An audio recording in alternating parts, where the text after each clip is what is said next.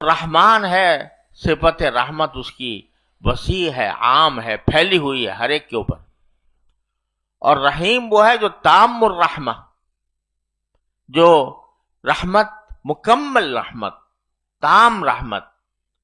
اسی لیے فرمایا گیا کہ رحمان الدنیا و رحیم الآخرہ، کہ دنیا کے اندر باری تعالیٰ کی صفت رحمان غالب ہے کہ وہ پھیلی ہوئی ہے سب پر، اور آخرت میں صفت رحیم غالب کا غلبہ، کا مظاہرہ، کا غلبہ ہوگا، کہ جو جس میں تام ہوگی، کہ جس پر بھی ہوگی وہ مکمل ہوگی. تو یہ صفت رحمت اللہ تبارک و تعالیٰ کی، اچھا یہی صفت ہے رحمان کی جس کا مشرکین انکار کرتے تھے. باری تعالیٰ نے قرآن کریم میں فرمایا یہ وہ اللہ کا نام تو جانتے تھے، اللہ کو مانتے بھی تھے، لیکن رحمان کو نہیں مانتے تھے. قالوا ومر رحمان، رحمان کیا ہوتا ہے؟ تو وہ رحمان کی صفت کو نہیں مانتے تھے. تو اور نہ رحمان کو کا باری تعالیٰ کے اسماء حسنہ میں رحمان کے قائل تھے. تو جب کبھی کہا جاتا تو کہتے ومر رحمان، رحمان کیا ہوتا ہے ہم نہیں جانتے. رسول کریم صلی اللہ علیہ وسلم نے صلح حدیبیہ کے موقع پر جب لکھوایا بسم اللہ الرحمن الرحیم تو انہوں نے کہا نہیں یہ نہیں لکھتے ہم تو وہی لکھیں گے جو پہلے لکھا کرتے تھے، بسمک اللہم. تو وہ رحمان کی صفت کے منکر تھے.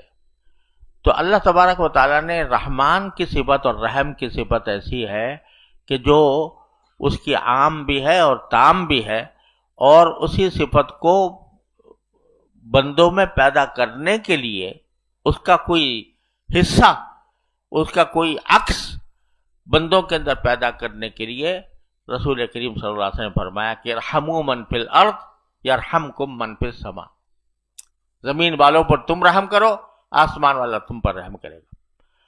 تو یہ استاد کی طرف سے طالب علم کو پہلا سبق یہ ہے کہ یہ باری تعالیٰ کی صفت رحمت پر کو حاصل کرنے کی کوشش کرو. اور یہ رحمت من فی الارض کے لیے ہے، جو کوئی بھی زمین میں ہے، اس میں مسلمان بھی داخل ہے، اس میں غیر مسلم بھی داخل ہے.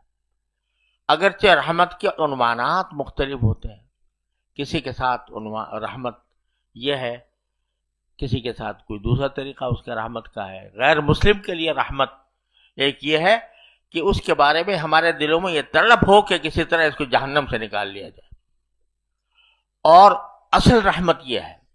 اور اب دنیاوی معاملات کے اندر بھی غیر مسلموں کے ساتھ حسن سلوک، یہ لا ينهاكم عن الذين لم يقاتلونكم في الدين ولم يخرجوكم من دياركم ان تبروهم وتقسطوا اليهم ان الله يحب المقسطين.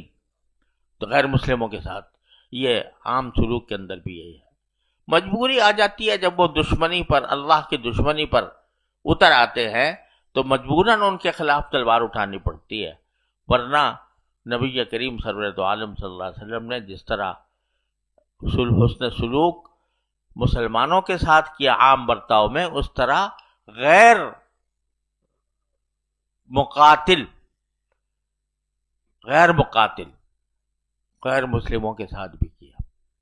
سارے جو خون کے پیاسے تھے، جو ہر وقت نبی کریم صلی اللہ علیہ وسلم کے خلاف سازشوں کے جال بنتے رہتے تھے، جنہوں نے مکہ مکرمہ سے آپ کو، آپ کے اصحاب کو نکالا، جب فتح ہوئی تو فرمایا کہ انتم الطلقاء. نہ ان کے ظلم و ستم کا کوئی بدلہ لیا، نہ ان کو کوئی برا بھلا کہا، بلکہ کہا کہ لا تثریب علیکم الیوم، آج تم پر کوئی ملامت بھی نہیں، کتنا بھی نہیں کہ ہم تم سے کہہ دیتے کہ تم نے کیا ظلم ڈھائے تھے ہمارے اوپر. لا تثریب علیکم الیوم انتم الطلقاء، سب آزاد، سب کو امن دے دیا. تو باری تعالیٰ کی صفت رحمت کا مظاہرہ سرکار دو عالم صلی اللہ علیہ وسلم کے قدم قدم پر سنت کے اندر موجود ہے. اس لیے ہمیں یہ پڑھایا گیا سب سے پہلے کہ بھئی رحم کی صفت اپنے اندر پیدا کرو، مخلوق خدا کے ساتھ رحم کی صفت پیدا کرو، چاہے مسلمان ہو یا غیر مسلم ہو، یہاں تک کہ جانور ہو اس کے اوپر بھی رحم کرو. اور رحم کی صفت اپنے اندر پیدا کر کے لوگوں کے ساتھ معاملات اسی طرح کرو جس میں رحم ہو، جس میں دوسرے کے اوپر طعن و تشنیع نہ ہو، جس پر دوسرے کے حقوق ضائع نہ ہوں، جس میں دوسرے کے ساتھ کوئی ناانصافی نہ ہو۔ یہ طریقہ اختیار کرنے کے لیے سب سے پہلے یہ سبق پڑھایا گیا۔ اگر یہ سبق ہم نے پڑھا تو بے شک ہم انشاءاللہ کامیاب ہیں، لیکن اگر سب کچھ پڑھ گئے اور یہ رحم کی صفت ہمارے اندر پیدا نہ ہوئی تو اس کا مطلب یہ کہ ہماری تعلیم بیکار ہے۔ تو اللہ تبارک و تعالیٰ اپنے فضل و کرم سے ہمیں اس صفت سے آراستہ ہونے کی توفیق عطا